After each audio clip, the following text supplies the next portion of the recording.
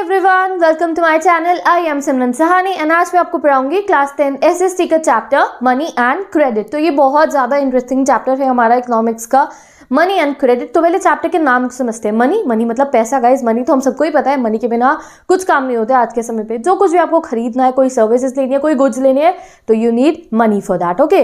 और दूसरा क्या है? क्रेडिट। क्रेडिट मतलब लोन लेना या फिर लोन देने को हमने यहाँ पे क्रेडिट रेफर करा है।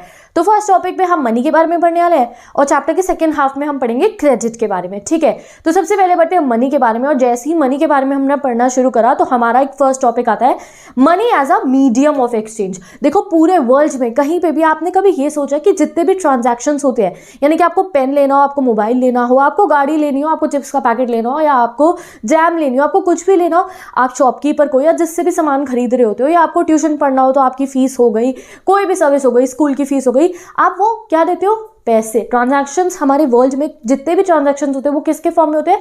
मनी की फॉर्म में होते हैं। जैसे कि एक एग्जांपल इन्होंने हमें दिया है कि एक एग्जांपल लो, एक शू मैन्युफैक्चरर यानी कि एक जूते बनाने वाला है, उसको क्या करना है? अपने जूते बेचने हैं मार्केट में, और जो है उसे अपने घर के लिए वीट खरीदना है, ठीक है तो वो जूते बनाने वाला, बट उसके घर में क्या है? वीट की जरूरत है। सबके घर में वीट की जरूरत होती है। तो वो क्या करेगा? कुछ नहीं करेगा भैया, अपने जूते बेच देगा।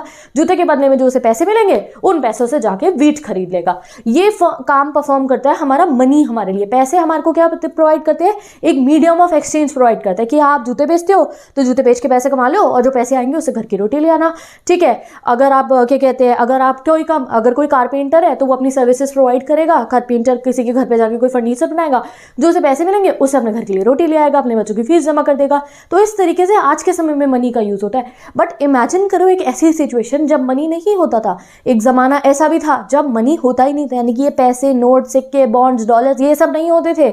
तो इमेजिन करो जब ऐसी सिचुएशन में जब मनी ही नहीं होता था तो कितनी डिफिकल्टी आती होगी। तो वो डिफिकल्टी को इन्होंने हमें जो है एक एग्जांपल से भी एक्सप्लेन करा है। तो जिस जमाने में मनी नहीं होता था ना, जब पहले मनी नहीं होता था तो दूसरा सिस्टम चलता था। जैसे आज के समय पे क्या सिस्टम चलता है? मीडियम ऑफ एक्सचेंज, मनी, ठीक है। बट पहले जमाने में क्या होता था? बार्टर सिस्टम होता था। अब बार्टर सिस्टम में क्या होता है? कमोडिटी फॉर कमोडिटी एक्सचेंज होता है, यानी कि आप एक चीज के बदले दूसरी चीज ले सकते हो। बट इसकी काफी कमियां थी। क्या कमियां थी वो एक एग्जाम्पल के थ्रू समझते हैं, ठीक है।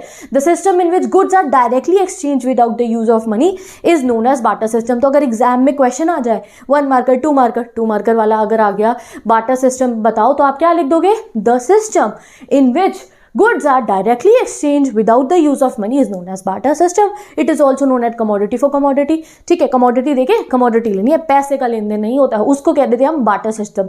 तो अगर आपको आंसर बनाना होगा पहले आप बार्टर सिस्टम का वो लिख दोगे, फिर इसके डिसएडवांटेजेस लिख दोगे, क्योंकि इसमें काफी कमियां थी, तभी तो हमने इसे हटा के क्या लाए? पैसे लाए, अपने मनी लाए हम, ठीक है। तो इन्होंने हमें एक एग्जाम्पल दिया है कि सोचो आप कि जिस समय में मनी नहीं था और बार्टर सिस्टम चलता था तो लोगों को कितनी डिफिकल्टी होती होगी। तो यहाँ एग्जाम्पल दिया है इन्होंने कि एग्जाम्पल लो कि एक आदमी है, उसको शूज़ जो है वो बेचने हैं और उसको क्या चाहिए बदले में? वीट चाहिए, ठीक है। तो वो आदमी क्या कहेगा? ये क्या कह रहा है? I will give you shoes for your wheat, यानी कि मैं तुम्हें जूते दे दूंगा और तो मुझे वीट दे दो। बट ये क्या कह रहा है? जिसके पास वीट है वो कह रहा है मुझे तो जूते चाहिए ही नहीं, ठीक है। तो जो बार्टर सिस्टम होता था उसकी एक सबसे बड़ी प्रॉब्लम थी, वो क्या थी? डबल को इंसिडेंस ऑफ वांट। एक दूसरे की ज़रूरतें मिलनी चाहिए, यानी कि जो जूते बेचने वाला है उसे तो भैया घर के राशन के लिए वीट चाहिए, उसके पास क्या है? जूते हैं, तो वो वीट वाले पे गया, भाई तू जूते ले ले और मुझे wheat they they. But wheat वाला कह रहा है मेरे जूते बिल्कुल नए हैं, मुझे नए जूते चाहिए ही नहीं, तो फिर मैं क्यों तुझे वीट दूँ? समझ गया? तो अब यहाँ पे क्या आ गया? डबल को इंसिडेंस ऑफ। अब वो जूते बनाने वाले की क्या ड्यूटी है कि उसे एक ऐसे वीट खरीदारी के लिए जो है एक ऐसे इंसान को ढूंढना पड़ेगा जिसके पास वीट है और वो उस वीट को बेचना चाहता है, प्लस वो जूते भी खरीदना चाहता है। तो इस सिचुएशन को क्या हमने बोला? Double coincidence of want. तो आई होप अब आप समझे होंगे कि बार्टर सिस्टम में कितनी ज्यादा कमियां थी, कितनी बड़ी प्रॉब्लम है ये। तो इसीलिए when what a person desires to sell exactly the same other wishes to buy and vice versa, such a coincidence is called double coincidence of want। तो ये हो गई डबल कोइंसिडेंस ऑफ वांट की definition, जो आप learn कर सकते हो अपने एग्जाम के लिए, ठीक है। तो भाई ऐसी सिचुएशन कितनी प्रॉब्लमेटिक है, समझो कि भाई जूते बनाने वाले को जो है घर के राशन पानी के लिए वीट की कितनी जरूरत होगी। तो वही वीट वाले के पास जब वो गया तो वो कह रहा है मुझे जूते नहीं चाहिए। तो अब उसकी क्या ड्यूटी है जूते बनाने वाले की कि भैया अगर उसे अपने घर का खर्चा चलाना है, यानी कि घर की रोटी चलानी है, तो उसे एक ऐसे वीट वीट बेचने वाले को ढूंढना पड़ेगा जिसे जूतों की ज़रूरत है, फिर उसे जाके बोलेगा जूते ले लो, वीट दे दो। तो काफ़ी कुछ प्रॉब्लम्स थी हमारे डबल कोइंसिडेंस ऑफ वांट में। अब यहाँ पे देखो हमें एक और फोटो दे रखी है, ये आदमी के आसपास में बर्तन रखे हैं तो शायद ये बर्तन बनाता हो, ठीक है। तो यहाँ पे ये क्या कह रहा है, I want shoes but I don't have wheat. अब इस बेचारे को जूते चाहिए बट इसके पास वीट नहीं है। अब हमारे जूते बनाने वाले को बर्तन तो नहीं चाहिए ना जो वो इससे एक्सचेंज कर लेगा, नहीं ना। तो ये प्रॉब्लम थी हमारे डबल कोइंसिडेंस ऑफ वांट की। अब ये प्रॉब्लम को सॉल्व करने के लिए आया हमारा पैसा, money. Money solves the matter. Money ने ये सभी प्रॉब्लमों को, डबल कोइंसिडेंस ऑफ वांट और भी बतेरी प्रॉब्लम होती है, अगर 11th 12th में इकोनॉमिक्स लोगे तो इन सबको डिटेल में पढ़ोगे आप, ठीक है। तो इतनी सारी प्रॉब्लम जितनी भी बार्टर सिस्टम में थी वो सब किसने सॉल्व करी, हमारे मनी ने हमारी सारी प्रॉब्लम सॉल्व कर दी। ये जो इतना इंपॉर्टेंट इंटरमीडिएट स्टेप था क्या, डबल कोइंसिडेंस ऑफ वांट का, कि जो तुम बेचना चाहते हो वो सामने वाला खरीदना चाहता हो, वो प्रॉब्लम एलिमिनेट कर दी हमारे मनी ने। आज के समय पे क्या है, जो जूते बनाने वाले हैं वो क्या करेगा, उसका बस एक काम है, उसे किसी एक ऐसे इंसान को ढूंढना है जिसे जूते खरीदने हो। जैसे ही वो उसे जूते खरीद लेगा तो उसके पास पैसे आ जाएंगे और उस पैसे से वो किसी भी फार्मर या किसी भी दुकान से जाके वीट खरीद सकता है। तो मनी ने बहुत बड़ी प्रॉब्लम सॉल्व कर दी जो थी कि डबल कोइंसिडेंस ऑफ वांट को मनी ने जो है क्या कर दिया, एलिमिनेट कर दिया। All he has to do is to find a buyer for his shoes. अब जूते बनाने वाले को क्या करना है, एक खरीदार ढूंढना है जूते बनाने के लिए। जैसे ही खरीदार खरीद के ले जाएगा उसके हाथ में पैसे देगा, वो उस पैसे से वीट खरीदे या फिर अपने जूते बनाने के लिए सामान खरीदे, कोल्ड ड्रिंक ले, कुछ भी ले, पिज्जा ले, कुछ भी ले, उसको सब अलाउड है उस पैसों से। यहाँ पे डबल कोइंसिडेंस ऑफ वांट का कोई चक्कर नहीं आने वाला है। तो since money act as an intermediate in exchange products, it is called medium of exchange. यानी कि इस एक्सचेंज के प्रोसेस में, ये लेन देन के प्रोसेस में मनी ने एक बीच का रोल परफॉर्म करा ना, यानी कि डबल कोइंसिडेंस ऑफ वांट को मनी ने एलिमिनेट कर दिया। तो इसलिए मनी जो इतना इंपॉर्टेंट रोल प्ले करता है, तो इसलिए ये इंटरमीडिएटरी रोल जो मनी ने प्ले करा, तो इसलिए मनी को क्या कह देते हैं, मीडियम ऑफ एक्सचेंज है मनी। आपको कुछ भी खरीदना हो, कुछ भी कमोडिटी आपको चाहिए हो तो आप पैसे दो और आपका काम हो जाएगा। That is why money plays a very important role in our economy, in our day to day life. It is accepted as the medium of exchange. तो आई होप अब आप समझ चुके होंगे इस टॉपिक को। इन्होंने हमें कितने अच्छे से एग्जाम्पल दिया, money as a medium of exchange. पहले हमें इमेजिन कराया एक ऐसी सिचुएशन की जब मनी नहीं होगा, बार्टर सिस्टम होगा, तो कैसे चलेगा। तो तुमने देखा भाई बड़ी प्रॉब्लम है, डबल कोइंसिडेंस ऑफ वांट है। फिर उन्होंने हमें ये बताया हाँ पहले ज़माने में double of coincidence of want की प्रॉब्लम होती थी, तो धीरे धीरे मनी ने उस प्रॉब्लम को सॉल्व करा। मनी ने एक बीच का रोल प्ले करा, इंटरमीडिएटरी रोल प्ले करा, यानी कि जिसको जो चाहिए वो पैसे से खरीद सकता है, बेच सकता है। सो इसलिए मनी ने as a medium of exchange का काम करा और हमारी सारी प्रॉब्लम्स को सॉल्व कर दिया। तो अब पढ़ते हैं मॉडर्न फॉर्म्स ऑफ मनी, अपना नेक्स्ट टॉपिक। तो गाइस हमने देख लिया दैट मनी कैसे एक्ट करता है। मनी एक्ट करता है as a medium of exchange in any transaction. आपको कुछ भी चाहिए तो आप पैसे देके अपना ट्रांजैक्शन कंप्लीट कर सकते हो। तो पहले ज़माने में जब तक कॉइन्स इंट्रोड्यूस नहीं हुए थे, आज के समय में अगर हम मॉडर्न फॉर्म्स ऑफ करेंसी की बात करें तो मॉडर्न फॉर्म्स ऑफ करेंसी दो होती है। क्या, एक तो वही हमारी पेपर करेंसी और जो कॉइन्स होते हैं, और दूसरा होता है डिपॉजिट्स विद बैंक, जो बैंक के पास हम अपना पैसा डिपॉजिट कराते हैं। ये मॉडर्न फॉर्म्स ऑफ करेंसी में आता है। बट भाई मॉडर्न पे तो तब आएंगे ना जब पहले ज़माने का समझा होगा। तो देखो पहले ज़माने में क्या होता था, जैसे अगर हम इंडिया की बात करें तो अर्ली एजेस में जब ये कॉइन्स वगैरह इंट्रोड्यूस नहीं होते थे, तो सबसे पहले अर्ली एजेस में जो ग्रेन होते थे और जो कैटल्स होती थी उनको एज मनी यूज़ कर लिया जाता था। तो ये आपको एग्जाम के लिए, शॉर्ट मार्कर्स के लिए जो है, यानी कि जो 2 मार्कर के लिए आप ये सब याद रखो कि अर्ली एजेस में इंडिया में ग्रेन और कैटल को यूज़ करा जाता था। और फिर आए धीरे धीरे मेटालिक कॉइन्स, जो अलग अलग रूलर्स ने जो इशू करे, मेटालिक कॉइन्स आने लगे, यानी कि बहुत वैल्यूएबल मेटल्स के, जैसे गोल्ड हो गया, सिल्वर हो गया, कॉपर हो गया, इनके सिक्के बनने शुरू हुए। अलग अलग रूलर्स ने अपने अपने सिक्के बनाए, तो उन सिक्कों से ट्रांजैक्शंस हो जाते थे, यानी कि वो मनी थे उस ज़माने के। बट उनकी खुद की भी बहुत वैल्यू होती थी, यानी कि गोल्ड के बने होते थे वो, सिल्वर के या फिर कॉपर के। जैसे यहाँ एग्जाम्पल के लिए देखो, इन्होंने हमें काफ़ी सारे बता भी रखे हैं। अर्ली पंच मार्क्ड कॉइन्स, ठीक है, तो ये कितने साल पुराने हैं, 2500 साल पुराने हो सकता है, ठीक है। और ये क्या आ गया आपका, गुप्ता रूलर्स की कॉइन आ गए। देन ये देखो आप तुगलक कॉइन, देन गोल्ड मोहर फ्रॉम अकबर। तो पहले ज़माने में अर्ली एजेस में कैटल और ग्रेन यूज़ होता था। उसके बाद जो वैल्यूएबल प्रेशियस मेटल्स के सिक्के बनने शुरू हुए। और अगर हम अभी की बात करें, अपने मॉडर्न एरा की बात करें, तो हमारे यहाँ आज के समय में पेपर नोट चलते हैं, जैसे 10 का, 20 का, 2000 का, 500 का नोट है हमारे पास, और सिक्के होते हैं। आज के ज़माने में पेपर नोट्स एंड करेंसी चलती है, और एक और जो डिमांड डिपॉजिट विद बैंक्स होता है, जो हम नेक्स्ट टॉपिक में समझेंगे। बट गाइस, क्या आपने कभी ये सोचा है कि पुराने ज़माने के पैसों की तो बहुत वैल्यू होती थी, जैसे कि कभी ना कभी गोल्ड के भी बनते थे, सिल्वर के भी बनते थे, कॉपर के भी बनते थे, और जब कैटल भी यूज़ होती थी उनकी भी कोई वैल्यू होती थी, इंट्रिंसिक खुद से भी वैल्यू होती थी।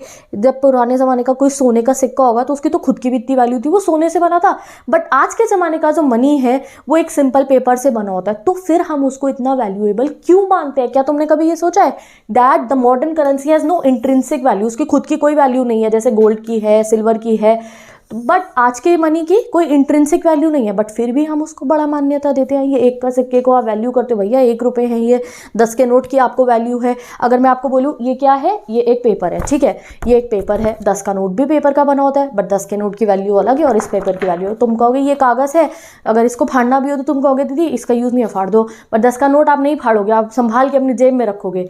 तो क्यों ये डिफ्रेंशिएशन क्यों है? 2000 का नोट भी पेपर का बना है, ये भी पेपर है, क्यों डिफ्रेंशिएट करते हो? ये डिफ्रेंशिएट हम इसलिए करते हैं बिकॉज जो हमारी मॉडर्न फॉर्म ऑफ करेंसी होती है it is accepted as a medium of exchange. अगर आप किसी को 10 का नोट दोगे तो वो ये नहीं कहेगा ये कागज है, वो कहेगा ये 10 का नोट है। क्यों? क्योंकि हमारी मॉडर्न फॉर्म ऑफ मनी जो होती है हमारी गवर्नमेंट के द्वारा ऑथराइज्ड होती है।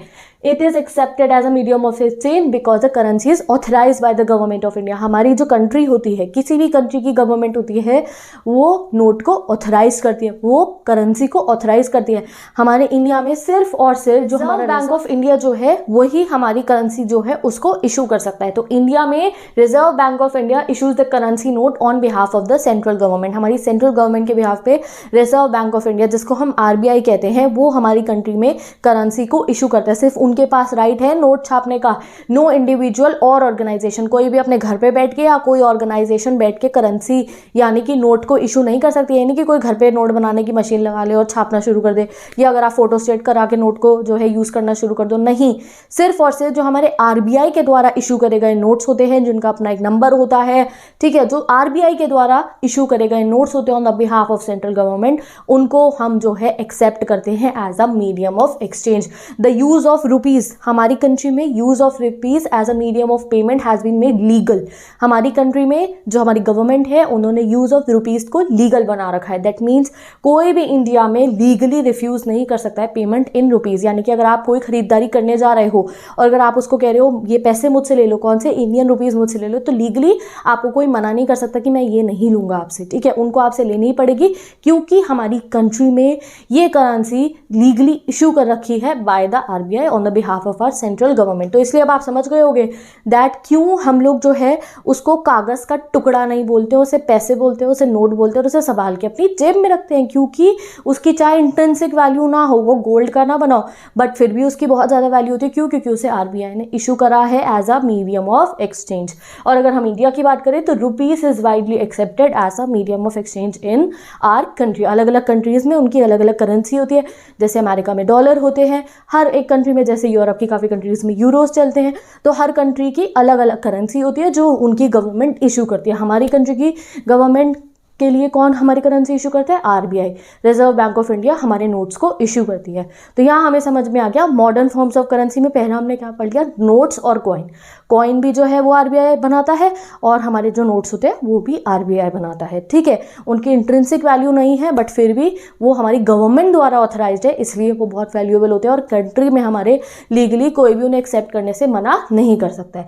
अब आती है हमारी दूसरी फॉर्म ऑफ करेंसी जो क्या होते हैं, बैंक डिपॉजिट। तो पहले हमने मॉडर्न करेंसी में क्या पढ़ लिया, पेपर नोट्स और कॉइन्स। अब हमारे सेकंड आता है बैंक डिपॉजिट, यानी कि डिपॉजिट विद बैंक्स। तो आपने हमेशा देखा होगा कि कई बार लोगों के पास एक्स्ट्रा पैसे बच जाते हैं। जैसे कि हम एक एग्जाम्पल लेते हैं और उस एग्जाम्पल के थ्रू हम इसको समझेंगे। जैसे एक लड़का है, उसने पैसे कमाए 30,000 पर मंथ, ठीक है, बट उसका इतना खर्चा नहीं, उसको सिर्फ 10,000 रुपये के ही खर्चे के लिए ज़रूरत थी। तो उसने 10,000 रुपये अपने खर्चे के लिए निकाल लिए और बचे कितने उसके पास गाइस, 20,000 रुपये अब उसके पास बच गया। अब वो उस पैसे को क्या करेगा, तो वो क्या कर सकते हैं, हमारे पास ये फैसिलिटी होती है कि जो हमारे पास अपना एक्स्ट्रा कैश है उसको जो है हम एक बैंक में डिपॉजिट करा दें। तो उससे क्या होगा, हमें बहुत फ़ायदा मिलेगा। इस चीज़ को समझो। तो जो बैंक होता है वो हमें ये फैसिलिटी प्रोवाइड करता है कि अगर आपके पास एक्स्ट्रा पैसे हैं तो वो आप बैंक में जमा करा दो। तो वो जमा हो जाते हैं। कैसे जमा होते हैं? अगर किसी को भी अपने पैसे बैंक में जमा कराने हैं तो उसके लिए हमारे पास अपना अकाउंट होना चाहिए बैंक में। तो इंडिया में इतने सारे बैंक हैं, प्राइवेट भी हैं, पब्लिक भी है, तो किसी में भी आप अपना अकाउंट खुलवा के वहाँ पे अपने पैसे जमा कर सकते हो। अब इसका क्या बेनिफिट मिलता है? जैसे इसने अपने 20,000 रुपये बैंक में जमा कराया तो इसका क्या बेनिफिट इसे मिलेगा? तो भाई बहुत बेनिफिट मिलती है और ऐसे ऐसे क्वेश्चन आ जाते हैं एग्जाम में दैट हमें क्या बेनिफिट मिलेगा अपने पैसे बैंक में जमा कराने में। तो सबसे पहले money remain safe from theft and robbery. अब 20,000 रुपये उसे अपने घर पे नहीं रखे, बैंक में सेफ पड़े हैं। They also get some interest, कुछ इंटरेस्ट रेट सेट होता है, जो पैसे आपने अपने बैंक में डिपॉजिट कराए उस पर आपको इंटरेस्ट मिल जाता है, ब्याज मिल जाते हैं, यानी कि कुछ पैसे मिल जाते हैं उसके ऊपर, ठीक है। नेक्स्ट क्या होता है? People also have the provision to withdraw the money. अब देखो ऐसा भी हो सकता है कि इस लड़के को अभी 20,000 की अपनी जरूरत नहीं थी तो अभी उसने जमा करा दी है, बट ऐसा भी हो सकता है एकदम से कुछ प्रॉब्लम आ जाए या उसका कुछ खरीदने का मन कर जाए और वो कह रहा है कि मुझे अपने पैसे चाहिए। तो हमारे पास ये फैसिलिटी भी है कि हम कभी भी अपने बैंक से जो है अपना पैसा विड्रॉ करा सकते हैं। Since the deposit with a bank account can be withdrawn on demand, these deposits are called demand deposit. इसीलिए since जब भी हमारी डिमांड हो, जब भी हमारा मन हो, हम इन डिपॉजिट को, जो 20,000 रुपये बैंक में डिपॉजिट कराए गए थे, जब मन हो वो विड्रॉ करा सकता है। तो इसलिए हम इस डिपॉजिट को क्या कह देते हैं? Demand deposit. क्या कह देते हैं? Demand deposit. तो अब हम मॉडर्न फॉर्म्स ऑफ करेंसी क्या बोलेंगे? 3 टाइप की मॉडर्न फॉर्म्स ऑफ करेंसी हमने पढ़ ली। एक हो गया पेपर नोट, दूसरा कॉइन और तीसरा क्या हो गया? Demand deposit. यानी कि आपके पास एक्स्ट्रा पैसे थे, तुम बैंक के अकाउंट में जमा करा दो, फिर जब तुम्हें चाहिए हो तुम जाके डिमांड डिपॉजिट्स के थ्रू जो है अपना पैसा विड्रॉ करा सकते हो। जब तुम्हें चाहिए हो निकाल के लिए और खर्च कर लो, जो भी आपको करना चाहे कर सकते हो। तो इसलिए हमारे को अपने एक्स्ट्रा कैश को बैंक में रखवाने का बहुत फायदा मिलता है, सेफ भी रहता है, इंटरेस्ट भी मिलता है और साथ ही के साथ जब निकलवाने हो निकलवा के हम यूज भी कर सकते हैं। ओके गाइस, तो ये जो डिमांड डिपॉजिट है ये भी हमारी मीडियम ऑफ एक्सचेंज की तरह काम करती है, यानी कि मनी की तरह काम करती है। अब ये क्यों करते हैं वो समझ लो बहुत अच्छे से। तो वैसे तो हमें अपने पैसा बैंक में जमा कराने का बहुत फायदा मिलता है। क्या हो गया? पैसे सेव पड़े हैं, इंटरेस्ट भी मिल रहा है और जब मन चाहे विड्रॉ करा सकते हैं। बट उसके अलावा भी एक और इंटरेस्टिंग फैसिलिटी ये डिमांड डिपॉजिट डीडी हमें प्रोवाइड करते हैं, जिसको गाइस हम कहते हैं चेक फैसिलिटी। और ये चेक फैसिलिटी जो है ना, ये हमारे डिमांड डिपॉजिट्स को मनी जैसे फीचर्स दे देती है, यानी कि मीडियम ऑफ एक्सचेंज का फीचर दे देती है। आप कैसे देती है? चेक फैसिलिटी समझ लो, सब समझ आ जाएगा। कई बच्चों को चेक के बारे में पता भी होगा। अब देखो क्या होता है, जिन भी लोगों का अकाउंट होता है ना बैंक में और उनके पैसे पड़े होते हैं बैंक के अंदर, तो बैंक क्या करता है? उनको एक चेक बुक दे देता है, ठीक है। अब ये चेक बुक में क्या होता है? बड़े सारे चेक्स होते हैं और आपको जब कोई पेमेंट करनी हो तो आप सिंपल जो है पेमेंट लिख के जो है वो चेक काट के सामने वाले को दे सकते हो अपना साइन करके। इससे क्या है कि आपको उसको एक्चुअली में पैसे देने की जरूरत नहीं पड़ेगी, आपके बैंक से ऑटोमेटिकली पैसे ट्रांसफर हो जाएंगे उसके बैंक के अंदर। जैसे कि आप मान लो कि भाई मुझे मोबाइल लेना है, ठीक है, मुझे नया मोबाइल लेना है, मेरे मोबाइल कितने 1000 का है? 50,000 का मोबाइल है मेरा। तो रादर देन कि मैं अपने बैंक में जाऊँ 50,000 रुपये निकलवा के लाऊं, जेब में डाल के 50,000 रुपये लेके जाऊँ, मैं जो है जिससे अपना फ़ोन खरीद रही हूँ उसको सिंपली जो है चेक काट के दे दूँगी, चेक काट के दे दूँगी, वो चेक बैंक में लगाएगा और ऑटोमेटिकली पेमेंट हो जाएगी। मेरे बैंक से अकाउंट से 50,000 रुपये कट के उसके बैंक अकाउंट में 50,000 रुपये चले जाएंगे। अब इससे मुझे कितना फ़ायदा हुआ? कितना रिस्क होता है कि आप बैंक तक जा रहे हो, इतने पैसे अपने जेब में रख के घूम रहे हो, प्लस कितना आपका टाइम यूटिलाइज होगा कि आप बैंक तक जा रहे हो, 50,000 रुपये निकालवा के ला रहे हो, फिर सामने वाले को दे रहे हो। तो यहाँ पे आपका टाइम भी बच रहा है और रिस्क फैक्टर भी बच रहा है और कैश की भी, एक्चुअल कैश की भी जरूरत नहीं पड़ती, डायरेक्टली पेमेंट जो है एक बैंक अकाउंट से दूसरे बैंक अकाउंट में ट्रांसफर हो गई। तो इसलिए चेक जो है कैसा एक्ट करा? As a medium of exchange. कैसा एक्ट करा? मीडियम ऑफ एक्सचेंज की तरह ही तो काम करा। जैसे पैसे दे के आप मोबाइल खरीद सकते हो, वैसे आप चेक काट के भी अपना मोबाइल खरीद के घर में ला सकते हो। तो इसलिए चेक ने भी कैसा एक्ट करा? As a medium of exchange act करा। इसलिए हम मॉडर्न फॉर्म्स ऑफ करेंसी में 3 चीज़ों को कंसिडर करते हैं, पेपर नोट्स को भी, कॉइन को भी और डिमांड डिपॉजिट्स को भी। मॉडर्न फॉर्म्स ऑफ करेंसी क्या हो गई? नोट्स भी, कॉइन्स भी और डिमांड डिपॉजिट भी। ये तीनों क्या हुई? हमारी मॉडर्न फॉर्म्स ऑफ करेंसी। क्यों हुई आप समझ रहे हो? क्योंकि चेक फैसिलिटी जो डिमांड डिपॉजिट प्रॉमिस करते हैं हमारे को, इससे हमें मीडियम ऑफ एक्सचेंज मिल जाता है। आपको जो कुछ चाहिए, खरीदना है अगर कुछ, तो आप चेक काट के भी दे सकते हो। आपने चेक काट के दे दिया और जो है बैंक पेमेंट कर देगा आपकी। तो ये चेक की फैसिलिटी को बहुत अच्छे से हमारी एक बुक में एग्जाम्पल के थ्रू एक्सप्लेन करा है कि ये एक मैन्युफैक्चरर है जिसका नाम है एम सलीम, ठीक है। अब इसको कुछ पैसे देने हैं प्रेम कुमार को। कितने पैसे देने हैं? 57,000 रुपीज़ देने हैं। तो ये क्या करेगा? रादर देन कि बैंक जाए, 57,000 निकलवा के विड्रॉ करवा के लाए, फिर प्रेम कुमार के घर जाए या उससे कहीं रास्ते में मिले और उसे पैसे दे, कितना टाइम इन्वॉल्व हुआ, कितना रिस्क इन्वॉल्व हुआ। उससे अच्छा ये क्या कर सकता है कि ये सिर्फ और सिर्फ 57,000 रुपीज़ का चेक काट के प्रेम कुमार को दे देगा। तो चेक कैसा होता है ये आप देखो, यहाँ पे आपको नाम लिखना होगा जिसको आपको पे करने हैं, देन आप यहाँ पे अमाउंट मेंशन कर सकते हो, आपका अकाउंट नंबर लिखा होगा, यहाँ बैंक का नाम लिखा होगा, यहाँ पे आप अमाउंट यहाँ लिखोगे इन नंबर्स ऑल्सो, एंड देन अपना साइन कर दोगे, डेट लिख दोगे और जो है उस सामने वाले को दे दोगे, तो पेमेंट जो है वो हो जाएगी। तो इसलिए हम समझ चुके हैं। Thus we see that demand deposit share the essential features of money. तो डिमांड डिपॉजिट भी तो मनी जैसा ही काम कर रहे हैं। The facility of cheque against demand deposit, ये जो चेक फैसिलिटी है ना डिमांड डिपॉजिट में, ये पॉसिबल करता है directly settle the payments without the use of cash. यहाँ कैश का यूज थोड़ी हुआ, 57,000 रुपीज के नोटों की जरूरत थोड़ी पड़ी, डायरेक्टली जो है ट्रांजैक्शन वो हो गया।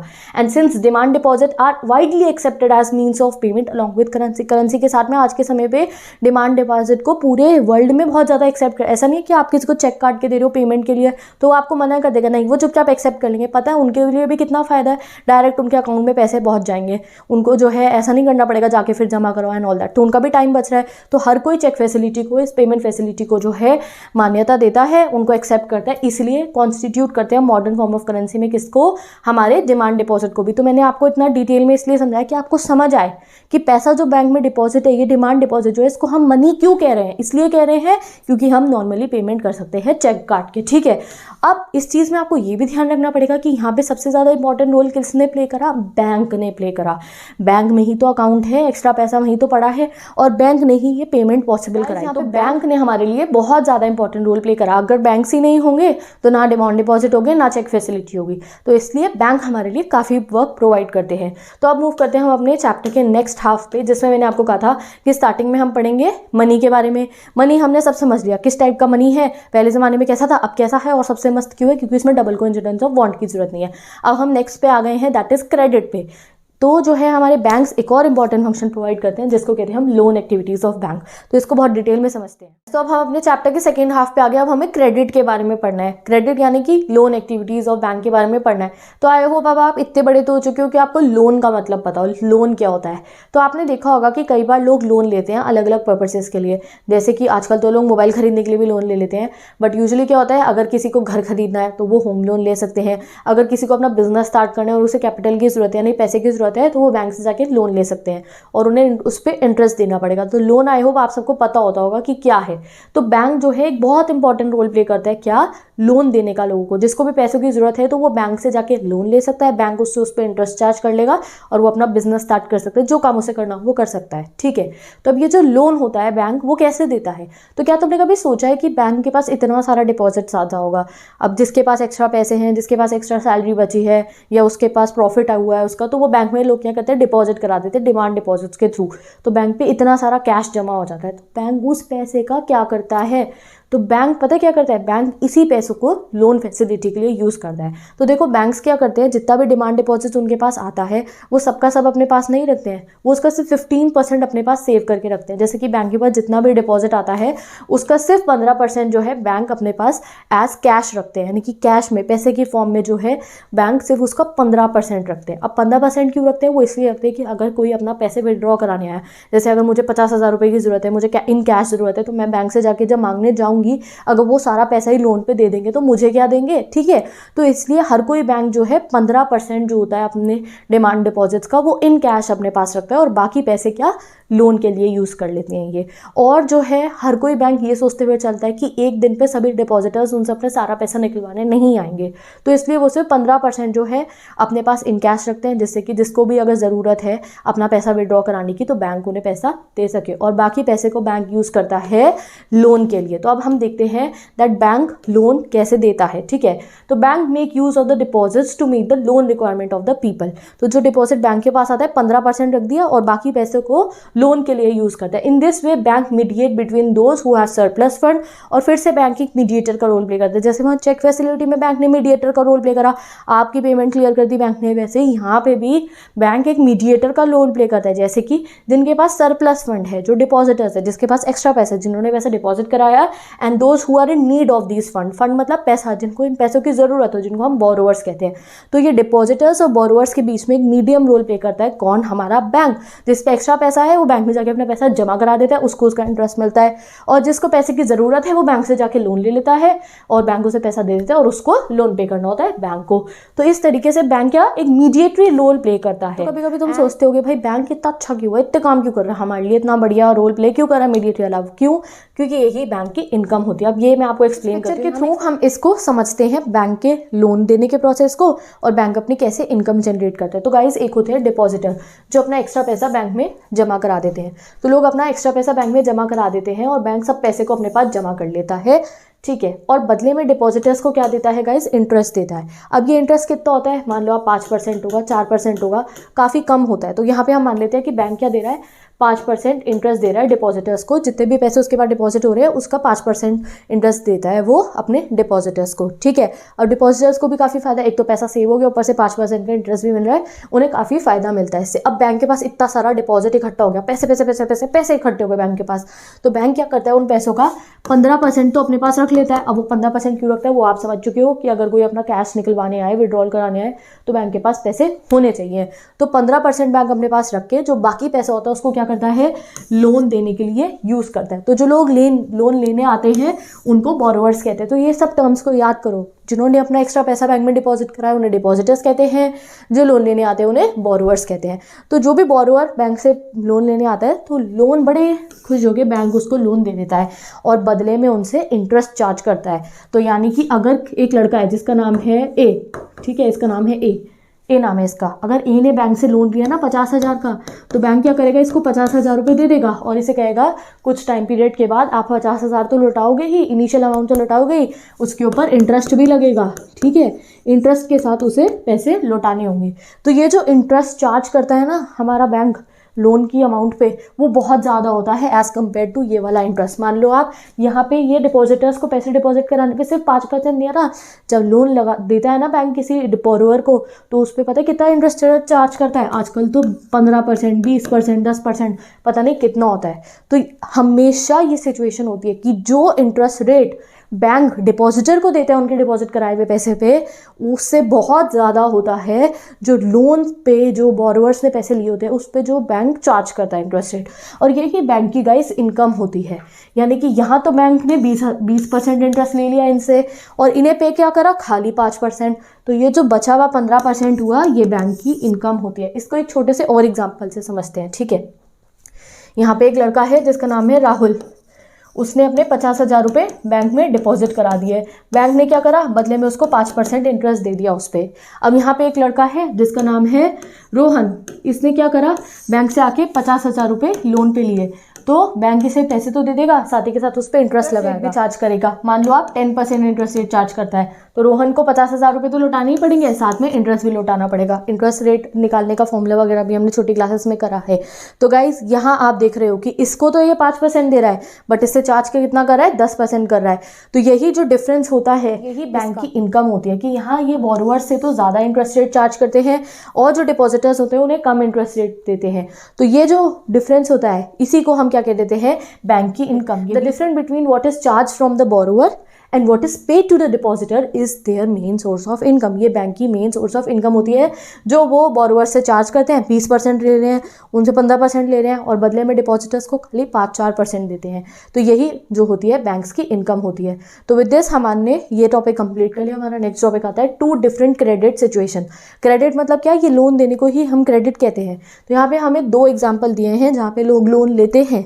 कई बार लोग लोन लेते हैं, कई बार लोगों को लोन लेना फायदेमंद साबित होता है और कई बार लोग लोन लेने की वजह से डेट ट्रैप में फंस जाते हैं और उन्हें बहुत प्रॉब्लम फेस करनी पड़ती है। तो दोनों सिचुएशन से हम अच्छे से इसको समझते हैं। तो पहले क्रेडिट समझ लो। क्रेडिट क्या है, it refers to an agreement in which the lender, यानी कि जो पैसे दे रहा है, सप्लाइज द बोरोवर, यानी कि जिसको पैसों की जरूरत है, विद मनी, गुड्स और services, and it is done in return for the promise of future payment. यानी कि अभी आप पैसे दे दो, काम कर दो हमारे लिए, हम पैसे बाद में दे देंगे आपको, इन प्रॉमिस ऑफ फ्यूचर पेमेंट। इसको हम क्या कहते हैं, क्रेडिट कहते हैं। तो लोग कई बार क्रेडिट यानी कि पैसा उधार ले लेते हैं और मैंने आपको जैसे एक्सप्लेन करा है, कई बार ये क्रेडिट जो है अच्छा साबित होता है और कई बार ये जो क्रेडिट है काफ़ी बुरा साबित होता है। तो लेट अस सी 2 एग्जाम्पल जो हमें बुक में गिवन है, इससे हम समझ पाएंगे क्रेडिट सिचुएशंस को, 2 डिफरेंट क्रेडिट सिचुएशन। तो पहला ये फेस्टिवल सीजन, इसमें हम पढ़ेंगे स्टोरी ऑफ सलीम। सलीम कौन है गाइस? सलीम एक शू मैन्युफैक्चरर यानी कि एक जूते बनाने वाला है, और इसको एक बहुत बड़ा ऑर्डर आया है काफ़ी सारे जूते बनाने का। अब इसको कितने पेयर ऑफ शूज़ का ऑर्डर आया है? 3000 पेयर ऑफ शूज़ का ऑर्डर इसको आया है, और एक महीने में से ये सारे पेयर ऑफ शूज़ मैन्युफैक्चर करने हैं और जो है जिसको उसको वो देने हैं उस तक पहुंचाने हैं। तो भाई उसका एम क्या है? To complete production of time. उसको जल्दी से जल्दी जो है 3000 जूते बनाने हैं। अब जूते बनाने के लिए अकेले तो वो 3000 जूते नहीं बना लेगा ना, उसको कुछ वर्कर्स भी चाहिए जो उसके साथ में काम करें, और जो है उसको लेदर खरीदने के लिए, अब जूते बनाने के लिए रॉ मटेरियल भी तो चाहिए होगा, लेदर चाहिए होगा, और भी जितना जूते बनाने के लिए सामान लगता है वो सामान के लिए भी उसे पैसे चाहिए होंगे। तो भाई अब उसको ऑर्डर तो कंप्लीट करना है 3000 जूतों का, बट उससे पहले उसे पैसे भी तो चाहिए। वर्कर रखेगा, वर्कर को सैलरी देगा, और साथ ही के साथ परचेज करना है रॉ मटेरियल, उसके लिए भी इसको पैसे चाहिए। तो उसके लिए सलीम ने क्या करा? सलीम ने लोन ले लिया। 2 जगहों से सलीम ने लोन लिया। पहले तो उसने सप्लायर जो था ना लेदर का, उससे बोला, सप्लायर था लेदर का, रॉ मटेरियल जिसने सप्लाई करना था, उसे बोला कि तुम मेरे को जो है लेदर दे दो, अभी जब मेरे पे पैसे आ जाएंगे ना पेमेंट के तब मैं आपको दे दूंगा। तो यहाँ पे भी क्रेडिट आया ना। क्रेडिट क्या है? क्रेडिट वो है कि जब आप लेंडर से जो है बोरो करो, क्या कोई मनी, कोई गुड आ गया ना। लेदर क्या हुआ? एक गुड है, लेदर तो सामान है ना, आप सामान भी उधार पे ले सकते हो और कोई सर्विस भी उधार पे ले सकते हो। ठीक है, जैसे आप कह देते हो अभी आप मुझे जो है ये सर्विसेज प्रोवाइड कर दो, मैं आपको बाद में पैसे दे दूंगा। समझ गए आप? तो इसलिए इस चीज़ को समझते हुए चलो, क्रेडिट में सिर्फ पैसा ही नहीं होता है, गुड भी होता है, सर्विसेज भी होती है। तो यहाँ पे इसने 2 जगहों से लोन लिया, सॉरी क्रेडिट लिया। किसने? हमारे सलीम ने। पहले तो उसने जो उससे पूछ लिया लेदर बेचने वाले से, जो लेदर सप्लाई करता है, कि भाई तू मुझे अभी लेदर दे दे, मैं तुझे अभी पैसे नहीं दे रहा हूँ, जब मेरा ऑर्डर कंप्लीट हो जाएगा, जूते बिक जाएंगे मेरे, तब मेरे पास जो पैसे आएंगे मैं तुझे तब दे दूंगा। तो पहला क्रेडिट उसने किससे लिया? लेदर वाले से। नेक्स्ट उसने he took the loans in cash from the large trader. Large trader से क्या करा? जो इसने उसको ऑर्डर दिया है ना 3000 जूतों का, उसी से उसने कहा कि मुझे एडवांस पेमेंट कर दो 1000 जूतों की। एडवांस पेमेंट यानी कि उससे उधार पे पैसा ले लिया उसने, एडवांस में पेमेंट कर दो मुझे 1000 जूतों की, और जो है उससे उसने अपने वर्कर्स को सैलरी दे दी। तो यहाँ पे उसने 2 टाइप से क्रेडिट लिया, एक लेदर वाले से और दूसरा लार्ज ट्रेडर से। At the end of the month, महीने के आखिर में, उसने अपना ऑर्डर कंप्लीट कर लिया, यानी कि 3000 जूते बना के उसने बेच दिया और उस पर उसे गुड प्रॉफिट कमाया, काफ़ी अच्छा खासा प्रॉफिट भी कमाया। तो अब सलीम पे पैसे आ गए, तो उसने लेदर वाले को भी दे दिए पैसे, और साथ ही के साथ उसने जो लास्ट ट्रेडर था उसका क्रेडिट भी क्लियर कर दिया। तो यहाँ पे रोल ऑफ क्रेडिट क्या हुआ इन केस ऑफ सलीम? तो credit therefore plays a vital and positive role in this situation. तो यहाँ पे आप क्या बोलोगे कि यहाँ पे तो गाइस बहुत ही पॉजिटिव रोल प्ले करा है हमारे क्रेडिट ने। तो आप एग्जाम में गाइस केस बेस्ड क्वेश्चंस के लिए को याद करते हुए चलो कि यहाँ पे आप खुद समझो कि यहाँ पे तो क्रेडिट ने काफ़ी अच्छा रोल प्ले करा, उसका सारा काम हो गया, उसने प्रॉफिट भी कमा लिया, और जो है क्रेडिट ने उसकी हेल्प करी। लेदर वाले ने अगर उसे लेदर नहीं दिया होता तो उसको प्रॉब्लम होती, अगर लास्ट ट्रेडर ने उसे 1000 जूतों की पेमेंट पहले ही नहीं करी होती तो भी उसे प्रॉब्लम होती। यहाँ पे उसके लिए क्रेडिट ने काफ़ी अच्छा रोल प्ले करा। तो यहाँ पे क्रेडिट आप करोगे बढ़िया है भैया क्रेडिट लेना। तो यहाँ पे हमें एक और सिचुएशन बता रखी है ये एक्सप्लेन करने के लिए कि क्रेडिट लेना हमेशा सही नहीं साबित होता है। तो यहाँ है स्वप्नास प्रॉब्लम। तो स्वप्ना कौन है? एक स्मॉल फार्मर है जो ग्राउंडनट उगाती है अपने 3 एकड़ ऑफ लैंड के ऊपर। तो उसने लोन ले लिया एक मनी लेंडर से, लोन लिया था उसने कि भाई अगर मैं अपना ग्राउंडनट उगाऊंगी मेरी अच्छी खासी हार्वेस्ट आएगी और मैं अच्छा खासा प्रॉफिट कमा लूँगी। बट अनफॉर्चुनेट इंसिडेंट हुआ मिडवे, यानी कि साल के बीच में ही जब उसकी क्रॉप लगी हुई थी तो उस पर पेस्ट अटैक हो जाता है, यानी कि कीड़े लग जाते हैं उसमें। तो इसलिए वो कई बार काफ़ी महंगे पेस्टिसाइड्स लेके उस पर छिड़कती भी है, बट गाइस उसका भी कोई फ़ायदा नहीं होता। उसने जो लोन लिया था क्रॉप उगाने के लिए वो क्रॉप उसकी बेकार हो जाती है। As a result she is unable to pay the money to the money lender. अब उसने तो सोचा था मेरे ग्राउंडनट्स बिकेंगे तो मैं मनी लेंडर को पैसे वापस कर दूंगी जो मैंने लोन पे लिए हैं, बट उसके तो ग्राउंडनट खराब हो गए, उसकी तो क्रॉप खराब हो गई। तो एज अ रिजल्ट वो मनी पे नहीं कर पाती मनी लेंडर को, ठीक है। एंड द डेब्ट grows into a large amount. अब मनी लेंडर से जब उसने कुछ पैसे उधार लिए थे तो उस पर वो इंटरेस्ट भी तो चार्ज हो रहा था, तो धीरे धीरे वो पैसा बहुत बढ़ गया। अब नेक्स्ट ईयर क्रॉप्स उगाने के लिए स्वप्ना ने एक और लोन ले लिया। अब नेक्स्ट ईयर की जो क्रॉप थी गाइस वो बिल्कुल नॉर्मल थी, तो नेक्स्ट ईयर की क्रॉप थी उसने अपना उससे फ्रेश लोन जो लिया था वो तो चुका दिया, बट जो उसका ओल्ड लोन था जो उसने पिछले साल लिया था वो अभी तक वो पूरा नहीं कर पाई, तो उसके लिए उस बेचारी को एट द एंड क्या करना पड़ा, उसे अपना पीस ऑफ लैंड बेचना पड़ा। जो 3 एकड़ लैंड था उसमें से कुछ हिस्सा उसे बेचना पड़ा अपना ओल्ड लोन चुकाने के लिए, क्योंकि वो बहुत ज़्यादा हो चुका था, प्लस उस पर इंटरेस्ट भी था। तो यहाँ पे उसके लिए जो है, आप सोचो कि क्रेडिट ने अच्छा वर्क परफॉर्म करा स्वप्ना के लिए या नहीं, तो बिल्कुल भी नहीं करा। वो तो बेचारी और डेब्ट ट्रैप में फंस गई। उसका पुराना लोन ऊपर से वो इतना ज़्यादा बढ़ चुका होगा और उसने एक नया लोन भी ले लिया। तो यहाँ पे जो है अगर हम कंक्लूजन निकालें तो in case of Swapna, credit pushes her into a डेब्ट ट्रैप। वो डेब्ट ट्रैप में फंस गई क्रेडिट की वजह से। तो रिपे करने के लिए लोन को उसे अपना जो है क्या बेचना पड़ा, उसने लैंड बेचना पड़ा, और उससे उसके लिए सिचुएशन और वर्स हो गई। तो कंक्लूजन क्या निकला बोथ द स्टोरीज का, कि क्रेडिट डिपेंड करता है रिस्क इन द सिचुएशन, की सिचुएशन में कितना रिस्क है, and support in case of loss और नॉट। यानी कि अगर लॉस हो गया तो क्रेडिट से आपको कितना फर्क पड़ रहा है क्रेडिट लेने से, अगर इन केस अगर लॉस हो जाए तो क्रेडिट लेना काफ़ी चीज़ों पर डिपेंड करता है। ज़रूरी नहीं है हमेशा आपके लिए क्रेडिट जो है सही साबित होगा। तो नेक्स्ट टॉपिक पे मूव करते हैं हम, टर्म्स ऑफ क्रेडिट। यानी कि अगर कोई लोन लेता है तो उसमें क्या क्या टर्म्स एंड कंडीशन होती है। तो हमेशा जब भी कोई लोन लेता है तो सबसे पहले टर्म्स ऑफ कंडीशन सेट होती है कि उसे एक इंटरेस्ट रेट पे करना होगा। इंटरेस्ट रेट, जैसे अभी मैंने गाइज आपको रोहन वाला एग्जाम्पल दिया था ना, कि रोहन ने जब 50,000 रुपये जो है बैंक से लोन लिया, तो बैंक ने कहा कि मैं 20% इंटरेस्ट आपसे चार्ज करूंगा। तो जब भी अगर कोई जो है लोन लेता है तो उसको सबसे पहले ये इंटरेस्ट रेट सेट हो जाता है कि आप इंटरेस्ट रेट के साथ में प्रिंसिपल अमाउंट जो है वो रिटर्न करोगे। तो रोहन को बाद में क्या करना पड़ेगा, 50,000 तो रिटर्न करने ही पड़ेंगे बैंक को, साथ ही के साथ उस पर जो 20% इंटरेस्ट लगा है वो भी उसे बैंक को रिटर्न करने पड़ेंगे। तो पहली टर्म्स ऑफ कंडीशन क्या हो गई कि सबसे पहले इंटरेस्ट रेट सेट होता है। उसके बाद कई बार जो लेंडर्स होते हैं दे में डिमांड अ कोलेटरल। अब ये कोलेटरल क्या होता है, सिक्योरिटी अगेंस्ट लोन्स। आपने कभी ये सुना है कि उसने अपना घर गिरवी रख के पैसे लोन पे ले लिए? तो ये गिरवी रखने को जो हम हिंदी में कहते हैं उसको इंग्लिश में क्या बोल देते हैं हम लोग, कोलेटरल। तो कई बार ऐसा होता है कि जो पैसे देते हैं वो कोलेटरल डिमांड करते हैं। तो कोलेटरल कोई भी एक एसेट हो सकता है जो बोरोवर के पास है, ठीक है, जो बोरोवर के पास हो सकता है। जैसे कोई घर हो गया उसका अपना, तो घर की रजिस्ट्री हो गई, उस पर अपनी बाइक है, कोई व्हीकल है, कोई गाड़ी है, लोग अपनी गाड़ी या घर भी गिरवी रख देते हैं बैंक से लोन लेने के लिए, या किसी मनी लेंडर से लोन लेने के लिए भी, या फिर कोई जैसे मनी लेंडर्स होते हैं ना जो इनफॉर्मल सेक्टर के होते हैं, तो लोग उन पर अपने गहने गिरवी रखवा देते हैं। तो कोलेटरल क्या होता है, इट इज़ एन एसेट जो बोरोवर के पास है, such as building, vehicle, livestock, deposit with the banks and uses this as a guarantee to a lender until the loan is repaid. तो जो है जो मनी लेंडर होता है ना, वो उसको कैसे यूज़ करता है, एज अ सिक्योरिटी, कि इन केस आप मुझे पैसा रिटर्न नहीं कर पाए तो मैं आपका घर बेच के पैसे निकाल लूँगा, या मैं आपकी व्हीकल बेच के पैसे निकाल लूँगा। आजकल तो गोल्ड लोन भी मिलता है, यानी कि लोग अपने गहने जो है बैंक के पास रखवा देते हैं और बैंक से लोन लेते हैं, और इन केस अगर वो अपना लोन रिपे नहीं कर पाए तो वो गहने से बैंक जो है या उनकी प्रॉपर्टी कॉन्फिस्केट करके या गोल्ड अपने पास रख के जो है पैसे निकलवा सकता है। तो collateral is an asset that borrowers owns.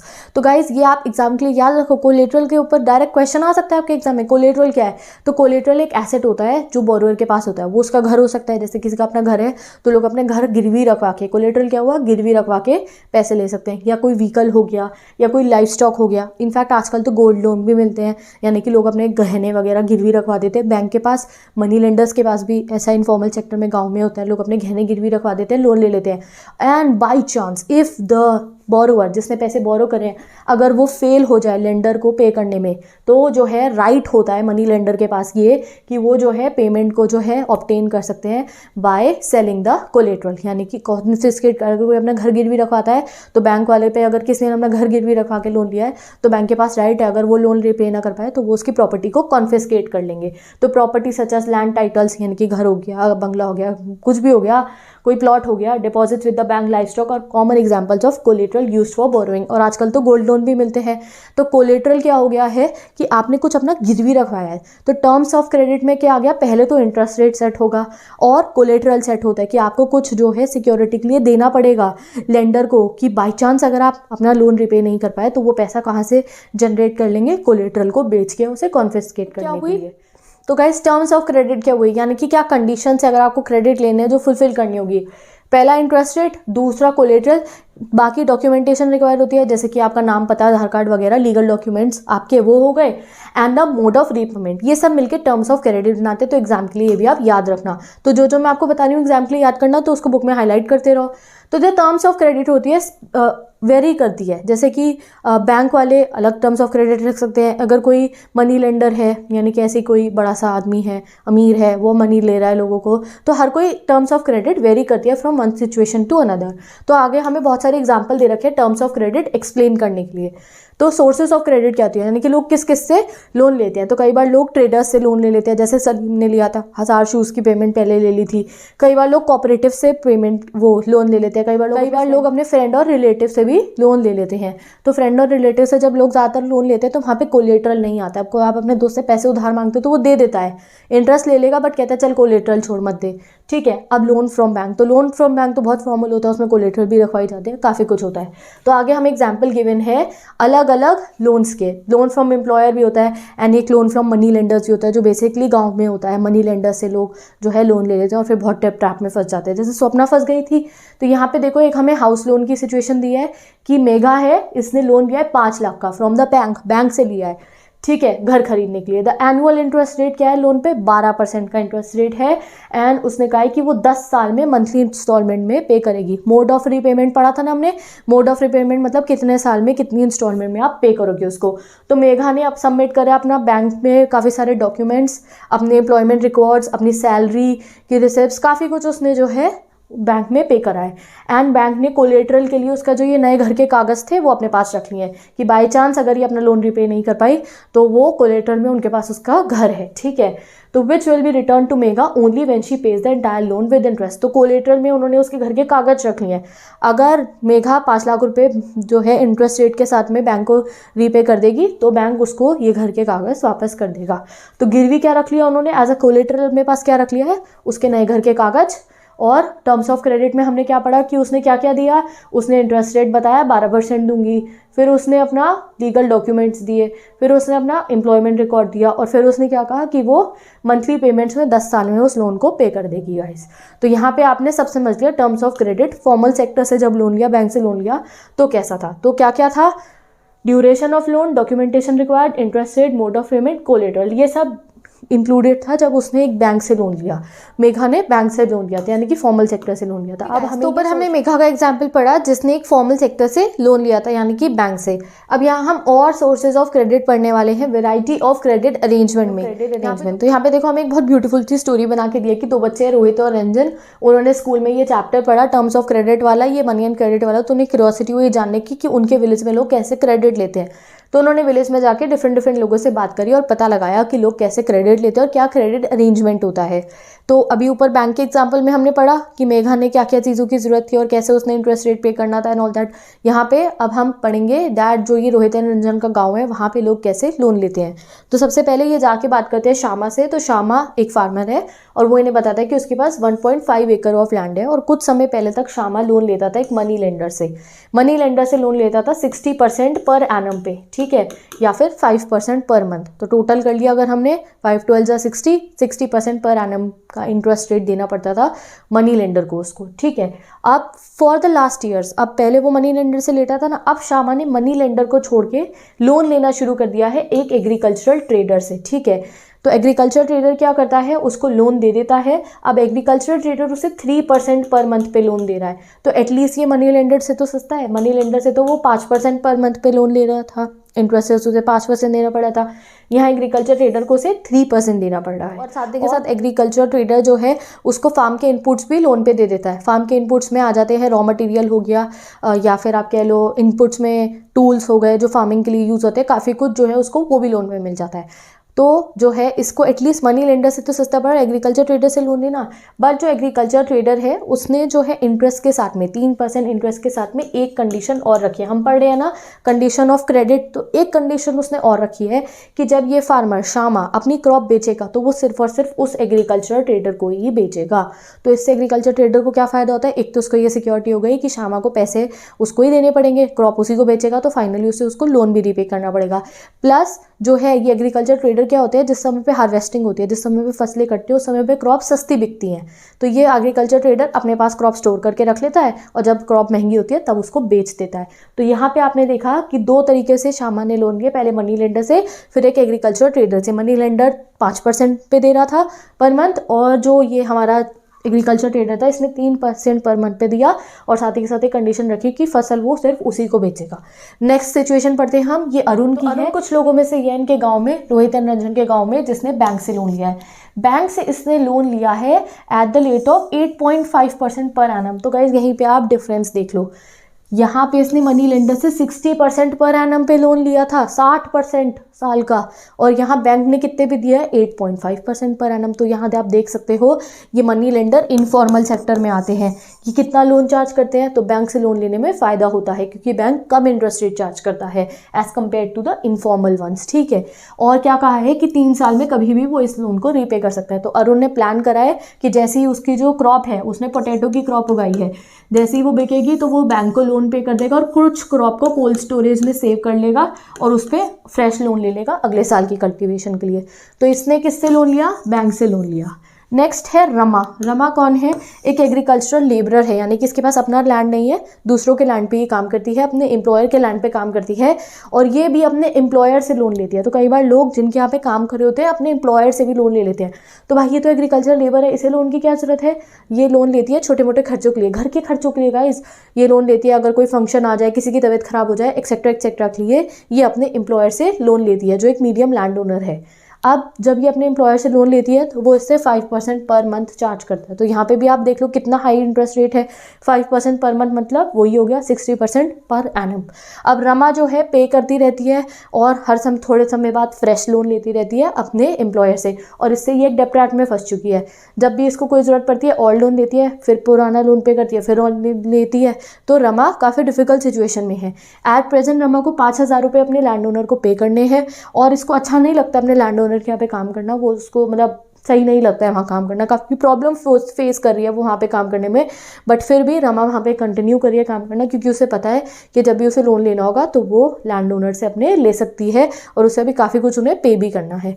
तो विद दिस हमने ये तीनों ही सिस्टम पढ़ लिए हैं क्रेडिट के, और इसको हम आगे और डिटेल में डिस्कस करेंगे। तो यहाँ आपने देखा कि ज़्यादातर लोग जो हैं वो कहाँ से लोन ले रहे हैं, इनफॉर्मल सेक्टर से लोन लिया, ये रोहित एंड रंजन के गाँव में। तो आगे मूव करते हैं हम, formal credit sectors in India, यानी कि इंडिया में ना फॉर्मल सेक्टर में भी लोन मिलते हैं और इनफॉर्मल में भी। इनफॉर्मल गाइस सिंपल है, मनी लेंडर से लोन ले रहे हो तो इनफॉर्मल है, फ्रेंड से ले रहे हो, रिलेटिव से ले रहे हो तो वो इनफॉर्मल में आ जाते हैं, और फॉर्मल में बैंक और कोऑपरेटिव से अगर आप लोन ले रहे हो तो वो फॉर्मल में आ जाता है। तो इंडिया में जब फॉर्मल सेक्टर से लोन लिया जाता है तो उसको आरबीआई भी सुपरवाइज करता है। ये सब हमें इस टॉपिक में बताया गया, बट पहले इस टॉपिक में ये जो पाई चार्ट गिवन है इसको स्टडी कर लेते हैं। तो ये हमें गिवन है रूरल हाउस होल्ड में 2012 में इंडिया में किस तरीके से लोन लिया जाता था। तो इससे हमें काफ़ी कुछ क्लियर हो जाता है कि कौन सा फॉर्मल सेक्टर है और कौन सा इनफॉर्मल। एग्जाम में कई बार क्वेश्चन भी आ जाता है, state the formal sectors of loan. तो फॉर्मल में क्या क्या आ जाएगा, bank, commercial banks, other institutional agency, ठीक है, और गवर्नमेंट। अब इनफॉर्मल में क्या क्या आते हैं, फ्रेंड और रिलेटिव से लेना, मनी लेंडर से लेना, लैंडलॉर्ड से लेना, या अदर नॉन इंस्टीट्यूशनल एजेंसी से लेना। तो ये आप लर्न कर लो, एक पूरा लिख लो एक जगह पे, फॉर्मल वाले भी और इनफॉर्मल वाले भी एग्जाम में आ सकते हैं।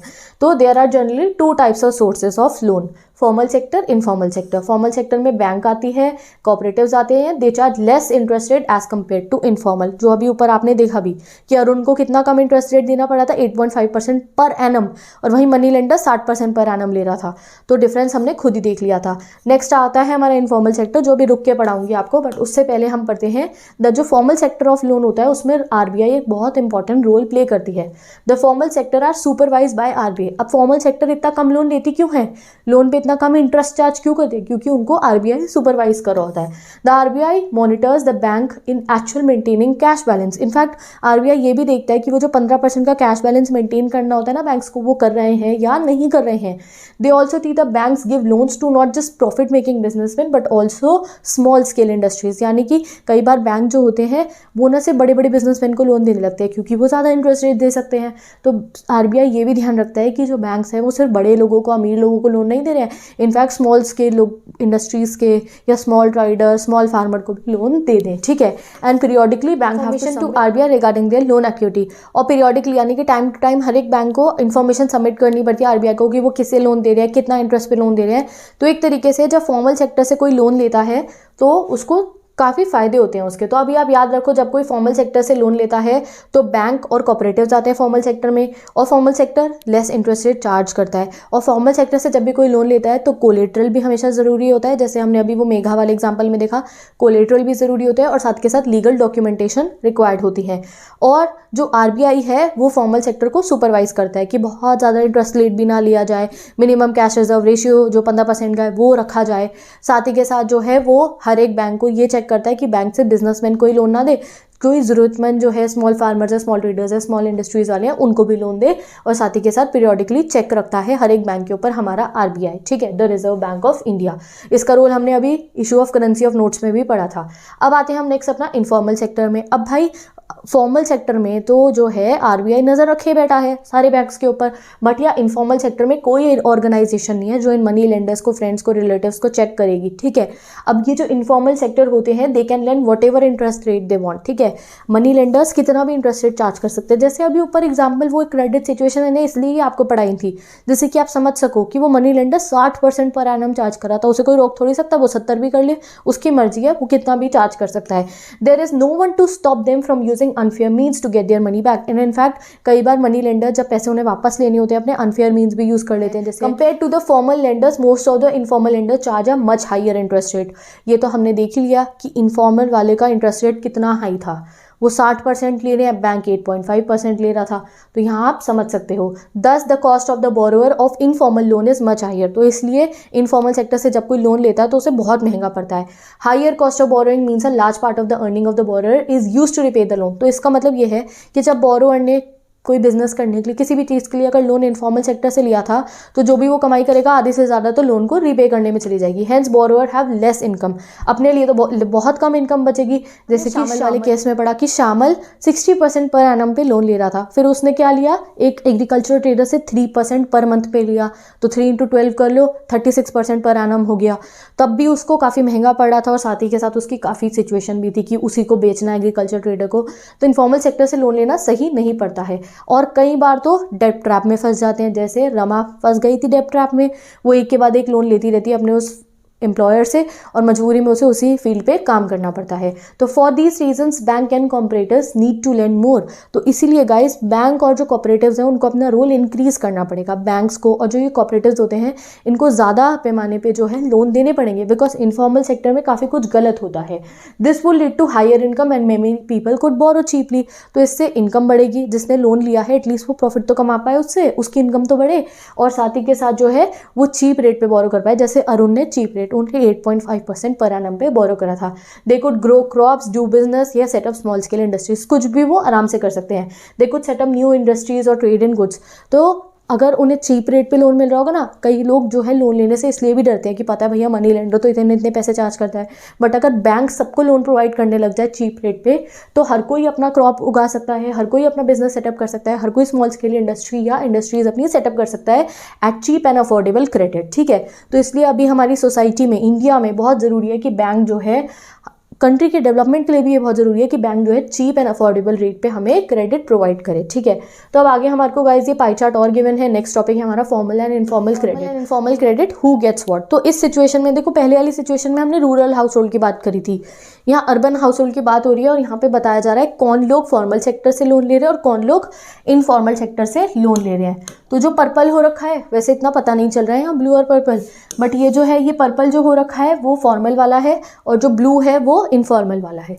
तो जो पुअर लोग होते हैं, पुअर हाउस होल्ड जो है, वहाँ पे हमने ये नोटिस करा कि 85% इनफॉर्मल से लोन जा रहा है। मैं यहाँ आई लिख देती हूँ जिससे आपको समझ में आ जाए। और सिर्फ 15% लोग फॉर्मल से लोन ले रहे हैं। और पुअर लोग तो यार वैसे ही पुअर होते हैं, तो इनफॉर्मल सेक्टर से लोन लेके तो ये ज़्यादातर डेब्ट ट्रैप में ही फंस जाते हैं। यहाँ household with few asset, जिन पे थोड़ा बहुत एसेट है, तो यहाँ पे क्या हो रहा है 47% तो गाइस फॉर्मल सेक्टर से लिया जा रहा है एंड इनफॉर्मल सेक्टर से 53। तो यहाँ भी आप देख सकते हो। अब यहाँ देखो आप वेल ऑफ हाउस होल्ड्स, यानी कि जिन पे अच्छा खासा पैसा है। वेल ऑफ हाउस होल्ड्स में सिचुएशन बदल गई, जहाँ लोगों पे पैसा आया वहाँ पे आप देखो, यहाँ पे सिर्फ 28% लोग इनफॉर्मल से ले रहे हैं, बाकी के बचे हुए 72 फॉर्मल सेक्टर से लोन ले रहे हैं। तो फॉर्मल सेक्टर से लोन लेना तो अच्छा पड़ता है। नेक्स्ट देखो आप यहाँ पे रिच हाउस होल्ड में तो 90% लोग फॉर्मल से यानी कि बैंक से ही लोन ले रहे हैं, खाली 10% लोग हैं जो मनी लेंडर से लोन ले रहे होंगे या किसी इनफॉर्मल सोर्सेज से। तो यहाँ पे आप ये पता लगा सकते हो कि जो अमीर लोग हैं, वेल ऑफ हाउस होल्ड्स हैं, वो तो फॉर्मल सेक्टर से लोन ले रहे हैं, और जो गरीब लोग हैं वो इनफॉर्मल से लोन ले रहे हैं। तो गरीब लोगों को कोई फ़ायदा नहीं होने वाला इनफॉर्मल से लोन लेकर, क्योंकि जब भी वो इनफॉर्मल से लोन लेते हैं तो ज़्यादातर मोस्ट ऑफ द टाइम वो डेब्ट ट्रैप में ही फंस जाते हैं। तो यहाँ पे हमें सिचुएशन समझ में आती है कि हमारी कंट्री में बहुत ज़्यादा ज़रूरत है कि जो फॉर्मल सेक्टर है वो खुद को डेवलप करे। ये पाई चार्ट आप समझ गए। अब इस पाई चार्ट को देख के आपने 3 कंक्लूजन निकाले होंगे। पहला कंक्लूजन आपने ये निकाला कि अभी भी फॉर्मल सेक्टर जो है काफ़ी कम लोन प्रोवाइड कर रहा है, ठीक है। Formal sector half of the needs को ही फुलफिल कर पा रहा है। साथ ही के साथ आपने सेकेंड चीज़ आपको क्या समझ में आई कि ये जो फॉर्मल सेक्टर है इसको अपना एक्सपैंड तो करना ही पड़ेगा लोन देने का एरिया, बस साथ ही के साथ उसे इक्वल भी करना पड़ेगा, यानी कि गरीबों को भी लोन देना पड़ेगा। अभी आप यहाँ देख लो कि गरीब लोग तो बैंक जाते ही नहीं है। पुअर हाउस होल्ड्स के लोग या पुअर अर्बन हाउस होल्ड्स में भी आपने देखा कि वो बैंक से लोन नहीं ले रहे हैं, वो मनी लेंडर से लोन ले रहे हैं, क्योंकि बैंक में डॉक्यूमेंटेशन को लेटर काफ़ी कुछ रिक्वायर्ड होता है।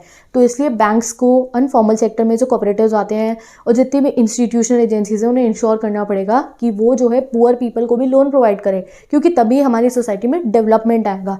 ये हमने वर्ड सुना होगा, इकोनॉमिक इनइक्वालिटी, अमीरी गरीबी का फ़र्क, वो तभी कम होगा जब जो है गरीब लोगों को भी चीप रेट पे लोन मिल पाए, क्योंकि जब गरीब लोग लोन लेते हैं तो मनी लेंडर उन्हें डेब्ट ट्रैप में फंसा लेते हैं और उनके साथ हमेशा लोन लेना सही साबित नहीं होता। बट अगर वो फॉर्मल सेक्टर से चीप रेट्स पे लोन लेंगे तो अरुण की तरह शायद उनके लिए भी वो अच्छा साबित हो जाए। तो इसलिए फॉर्मल सेक्टर को अपना जो है सेक्टर को भी काफ़ी काम करने की जरूरत है। तो अब आते हैं हम अपने नेक्स्ट टॉपिक पे, that is self help groups for the poor. तो ये पुअर पीपल के लिए काफ़ी जगहों पे सेल्फ हेल्प ग्रुप सेटअप है। ये क्या काम करते हैं ये पढ़ते हैं और फिर चैप्टर कंप्लीट हो जाएगा। ओके, तो अपने नेक्स्ट टॉपिक पे मूव करते हैं, self help groups for the poor. तो सेल्फ हेल्प ग्रुप बने क्यों, पहले इस चीज़ को समझ लीजिए। हमारे को एक्सप्लेन करा गया है दैट अभी तक जितना भी हमने चैप्टर पढ़ा हम समझ चुके हैं कि अगर हम रूरल हाउस होल्ड्स में देखें तो वहाँ पे ज़्यादातर लोग इनफॉर्मल सेक्टर से लोन ले रहे हैं। अब इनफॉर्मल सेक्टर से लोग लोन क्यों ले रहे हैं, क्योंकि ज़्यादातर कई बार ऐसा होता है गांव में बैंक्स नहीं होते, या फिर अगर बैंक गांव में होते भी हैं तो बैंक वाले बहुत ज़्यादा फॉर्मल होते हैं और वो क्या मांगते हैं, लीगल डॉक्यूमेंट मांगते हैं और कोलेटरल मांगते हैं, जो एक्चुअली में पुअर लोगों के पास नहीं होती है। तो इसलिए एज अ रिजल्ट पुअर लोगों को मनी लेंडर से बोरो करना पड़ता है, यानी इनफॉर्मल सोर्स से बोरो करना पड़ता है। और जब वो मनी लेंडर से बोरो करते हैं तो हाई रेट ऑफ इंटरेस्ट होता है, इंटरेस्ट भी इतना ज़्यादा होता है, प्लस मनी लेंडर्स ना कई बार उनको हरास करते हैं, यानी कि अनफेयर मीन्स यूज़ करते हैं और उनको डेब्ट ट्रैप में फंसा लेते हैं। तो इसलिए आजकल ऐसा हो रहा है दैट पुअर पीपल ने अपना एक सॉल्यूशन निकाला है, खुद को सेल्फ हेल्प ग्रुप्स में जो है कन्वर्ट कर लिया। यानी कि गांव में ऐसा होता है कि 10, 15, 20 लोगों की टीम बन जाती है और कई बार ये सेल्फ हेल्प ग्रुप्स यूजुअली सिर्फ वुमेन बनाती है, यानी कि सिर्फ औरतें बनाती है। तो ये अपना एक ग्रुप बना लेते हैं और अपनी छोटी छोटी सेविंग करने लगते हैं। 15-20 औरतों का ग्रुप हो गया और हर महीने 20 रुपये से लेकर 100 रुपये से लेकर ये अपनी सेविंग जो है करते रहते हैं। सेविंग करते करते इनके पास एक बड़ी अमाउंट इकट्ठी हो जाती है। तो कई बार तो आपस में ये 15-20 लोग मिलकर एक दूसरे को लोन दे देते हैं जो बड़ी अमाउंट इन पे इकट्ठी होती है। या फिर जब ये 2-3 साल अच्छे से जब वर्क कर लेते हैं तो फिर ये लोग जो है इतने एलिजिबल हो जाते हैं कि जो बड़े बैंक्स हैं, जो फॉर्मल बैंक्स हैं, वो इनको लोन दे देते हैं। तो फॉर्मल बैंक्स के पास ये लोग एज अ कोलेटरल जो इन्होंने अमाउंट इकट्ठी करी होती है वो रखवा देते हैं। जैसे 15-20 औरतें हैं, 2-3 साल से इन्होंने बहुत सेविंग करी है, इकट्ठे करें अपने पैसे, लोन भी दिया है, इंटरेस्ट भी चार्ज करा है। तो ये क्या होता है, जब एलिजिबल हो जाते हैं 2-3 साल में रिकॉग्नाइज हो जाता है कोई सेल्फ हेल्प ग्रुप, तो उसको बैंक ईजिली लोन प्रोवाइड कर देता है। तो अभी इसको मैं आपको डिटेल में समझाती हूँ। तो जैसे मैंने आपको बताया, this refers to a group. Self help group क्या है, ये रेफर करता है ग्रुप को जिसमें 15 से 20 मेंबर होते हैं belonging to the same neighbourhood के, ठीक है। They meet and save regularly according to their ability. 20 रुपये, 100 रुपये, 200 रुपये, 500 रुपये, जो भी इनकी एबिलिटी होती है उसके अकॉर्डिंग ये सब अपनी सेविंग्स को पूल करते हैं, क्लब करते हैं, इकट्ठे सब एक जगह पे पैसे जमा कर देते हैं। They are generally compromise in rural areas by poor women. ज़्यादातर वुमेन चला रही हैं इनको पुअर एरियाज में।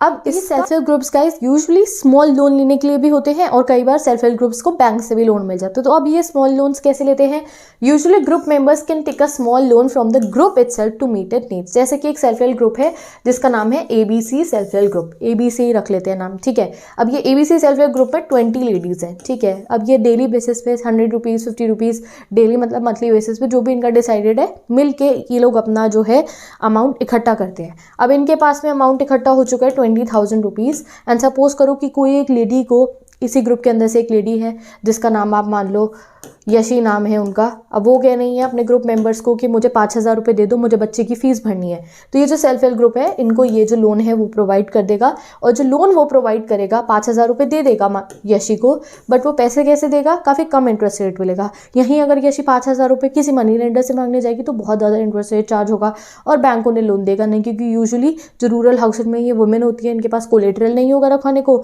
ना ही इनके पास ज़्यादा लीगल डॉक्यूमेंट्स होंगे। तो यहाँ पे सेल्फ हेल्प ग्रुप वर्क करता है स्मॉल लोन्स के लिए भी, बिटवीन द मेंबर्स ओनली। ये आपस में इन्होंने छोटी सी अमाउंट इकट्ठी करी, 20,000 रुपये, 10,000 रुपये इन्होंने इकट्ठे करे, और कई बार तो आप समझ लो 500, 1,000, 2,000, 3,000 रुपये तक का लोन भी ये एक दूसरे को प्रोवाइड कर देते हैं बहुत कम इंटरेस्ट रेट पे, जिससे आपस में ही 15 to 20 पीपल मिल बांट के अपनी प्रॉब्लम्स को सॉल्व कर लेते हैं और जो है चीप रेट पे एक दूसरे को क्रेडिट प्रोवाइड कर देते हैं।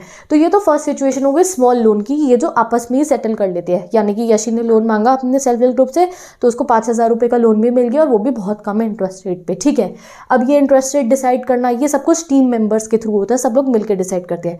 दूसरा एक और हेल्प मिलती है, दैट सेल्फ हेल्प ग्रुप्स को लोन्स दे देते हैं बैंक। यानी कि जब एक सेल्फ हेल्प ग्रुप, मैंने बताया ना बहुत अच्छे से चलता है, यानी कि 2-3 साल से हर कोई इक्वल बेसिस पे और रेगुलर बेसिस पे ये लोग जो है सेविंग्स दे रहे हैं, इनके पास काफ़ी अच्छा अमाउंट भी इकट्ठा हो जाता है, प्लस ये रेगुलर बेसिस पे अपनी मीटिंग हेल्ड करते हैं। जब कोई सेल्फ हेल्प ग्रुप अच्छे से चलने लगता है 2-3 साल, तो ये एलिजिबल हो जाते हैं बैंक से लोन लेने में। जब कोई सेल्फ हेल्प ग्रुप अच्छे से काम कर रहा होता है तो वो रिकॉग्नाइज हो जाते हैं और फिर बैंक से उनको लोन मिलना शुरू हो जाता है।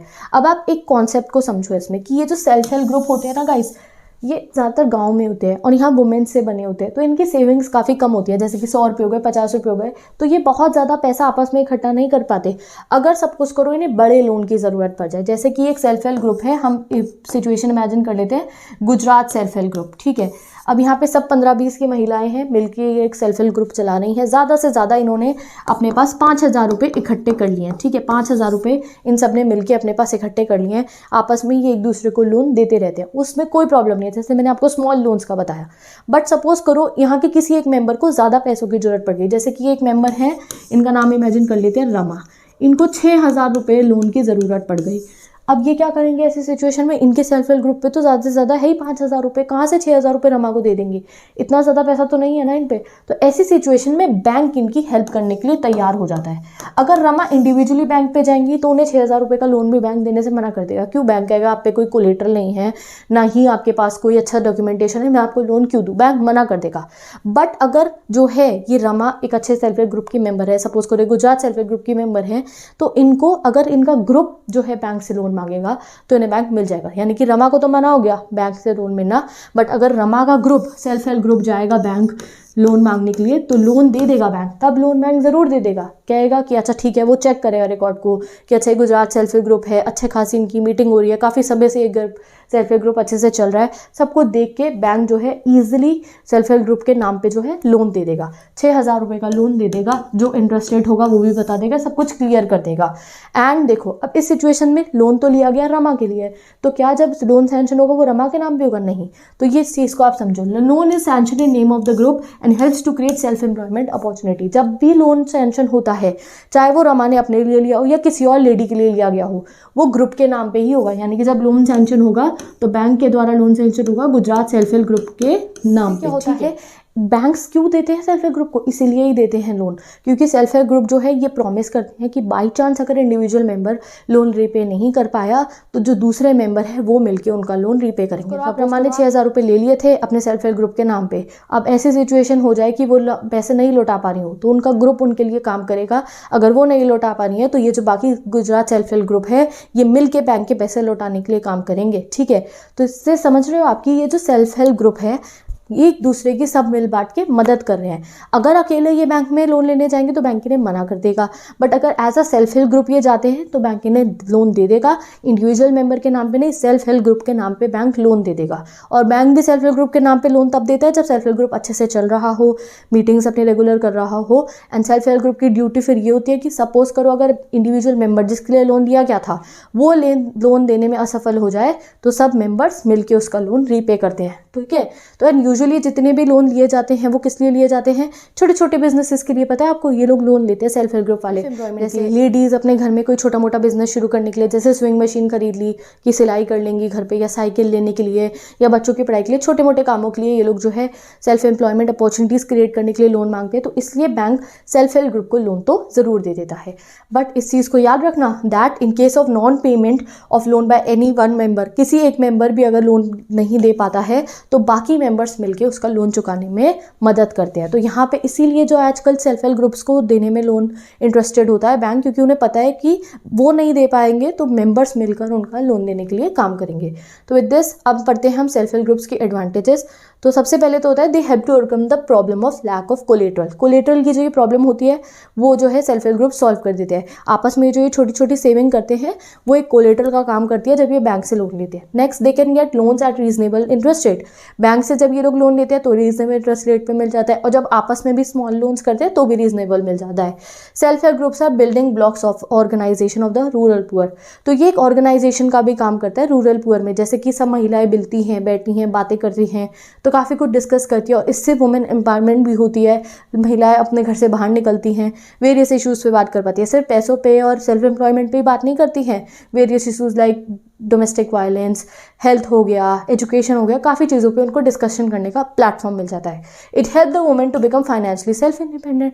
एंड जब ऐसी वुमेन जो गांव में रहती है, जिनको इतनी नॉलेज नहीं है, कोलेटरल नहीं है, उन पर अच्छे डॉक्यूमेंटेशन नहीं है, बट जब उनको भी छोटे छोटे लोन मिल जाते हैं और उससे वो अपनी इनकम जनरेट कर लेती है, अपने लिए कुछ एम्प्लॉयमेंट जनरेट कर लेती हैं, तो उससे वो इंडिपेंडेंट बन जाती हैं। It also provided a platform to discuss social issues. And ये बहुत इंपॉर्टेंट, जितने भी गाँव में ये सेल्फ हेल्प ग्रुप्स चलते हैं वहाँ पर पता है क्या होता है, रेगुलर बेसिस पे मीटिंग्स होती हैं, महिलाएं आती हैं, बैठती हैं, और वो खाली ये बात नहीं करती सेल्फ हेल्प ग्रुप में क्या करना है, वो घर से रिलेटेड, काम से रिलेटेड, बच्चों से रिलेटेड काफ़ी बातें करती हैं, और उससे उनको जो है मौका मिलता है खुद को जानने का और डिस्कशन करने का। अगर डोमेस्टिक वायलेंस है उस पर भी, और हेल्थ पे भी, सब कुछ जो है अवेयरनेस इंक्रीज होती है। तो महिलाओं को, एक वुमेन्स को एक प्लेटफॉर्म मिल जाता है डिस्कशन करने का। तो सेल्फ हेल्प ग्रुप्स के काफ़ी सारे फायदे हैं। तो विद दिस हम सेल्फ हेल्प ग्रुप समझ चुके हैं एंड हमारा चैप्टर कंप्लीट हो गया है। चैप्टर कंप्लीट करने से पहले हमें ग्रामीण बैंक ऑफ बांग्लादेश के बारे में ज़रूर पढ़ना चाहिए। पढ़ते हैं ग्रामीण बैंक ऑफ बांग्लादेश के बारे में। ग्रामीण बैंक ऑफ बांग्लादेश इस बिग सक्सेस स्टोरी, एक बहुत बड़ी सक्सेस स्टोरी है। ये बांग्लादेश में ग्रामीण बैंक लॉन्च हुआ, यानी कि रूरल एरियाज़ में क्रेडिट फैसिलिटी प्रोवाइड करने के लिए चीप रेट पे ये बैंक शुरू हुआ। आज के समय पे बहुत सारे लोग हैं जो इस बैंक से जुड़े हुए हैं। इस बैंक के फाउंडर कौन है? प्रोफेसर मोहम्मद यूनुस। इसके ऊपर एग्जाम में क्वेश्चन आता है। इनको अपने इसके लिए, ये जो काम इन्होंने करा ग्रामीण बैंक को बनाने का, इसके लिए इनको 2006 में नोबेल प्राइज़ फॉर पीस भी मिला है।